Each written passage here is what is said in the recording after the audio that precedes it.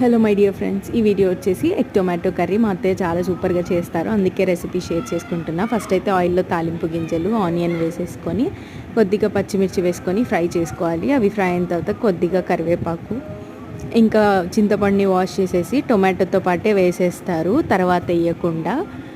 వెరైటీగా చేస్తారు మా అత్త, టేస్ట్ మాత్రం ఎక్సలెంట్ ఉంటుంది. ఇంకా సాల్ట్, అందులోనే కొద్దిగా టర్మరిక్ యాడ్ చేసేసుకొని మూత పెట్టేసి కాసేపు మగ్గించుకోవాలన్నమాట. టొమాటో మెత్తపడే వరకు, బాగా ఉడికేంత వరకు.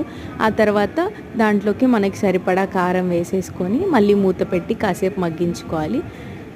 ఆ తర్వాత ఇంకా మనం ముందుగానే బాయిల్ చేసి పెట్టుకున్న ఎగ్స్ వేసేసుకోవాలి, ఘాట్లు పెట్టుకొని. ఇక్కడ మా అత్త వెరైటీగా వేసిన తర్వాత పెడుతుందనమాట.